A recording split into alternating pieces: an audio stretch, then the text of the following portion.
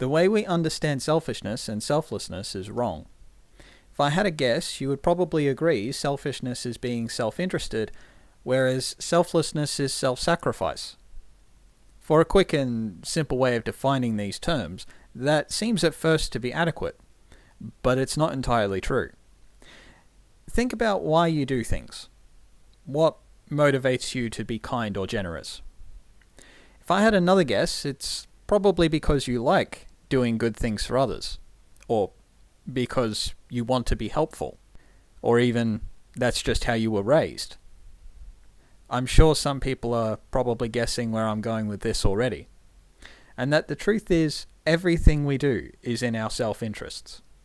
You do those kind and generous things because it feels good, or you have a desire to act that way, if not for self-gratification, but it could be to invest in the goodness of others, or even encourage it. Now, this in no way diminishes the value of kindness or generosity. All I propose is the importance of understanding the mechanism behind it.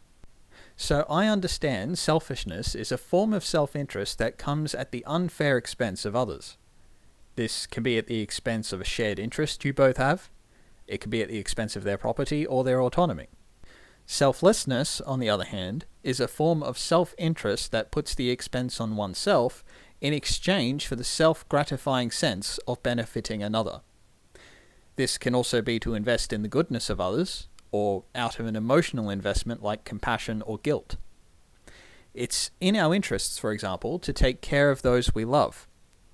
And so we are willing to sacrifice a lot in order to maintain that loved one's existence. However, this is where the most important part of this understanding comes in. Selfish people can guilt trip the vulnerable into believing serving their own interests is somehow selfish, and that their intended goal is to manipulate you into a detrimental self-sacrifice for their benefit instead. I'm sure many of us are able to think of a situation where this has happened.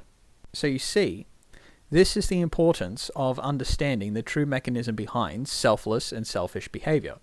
Both come from a place of self-interest. For us to get along as a society requires us to understand we all have the right to pursue our interests. We all have a natural right to life and autonomy. Understanding this doesn't mean that we don't make any compromises or agreements of what we can and can't do. What matters is figuring out which compromises are fair and which compromises are unfair. It would be unfair, for example, for me to use my autonomy to hurt another. However, if I'm not hurting anyone or threatening anyone, it's even more unfair to deny me my autonomy just to comfort another's insecurities. Living in civilization and to enjoy its benefits means you have some obligation to get along with others if you want them to get along with you. Now, I know it's possible that a lot of what I've said here might seem like common sense or stuff that's already in the public perception. The thing is, it doesn't look like it is to me.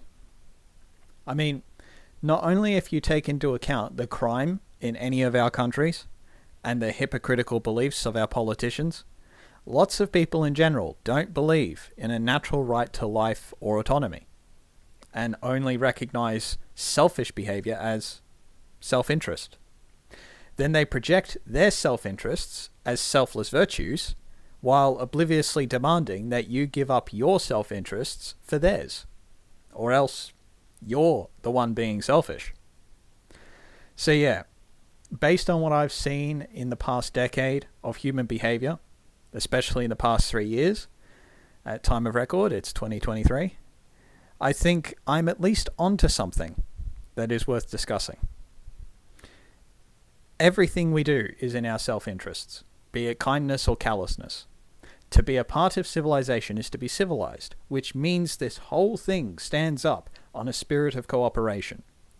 Not submission, but cooperation, being that I understand you have your interests, I have mine, and as long as we're not hurting each other, we have no place infringing on or restricting the life and autonomy of the other.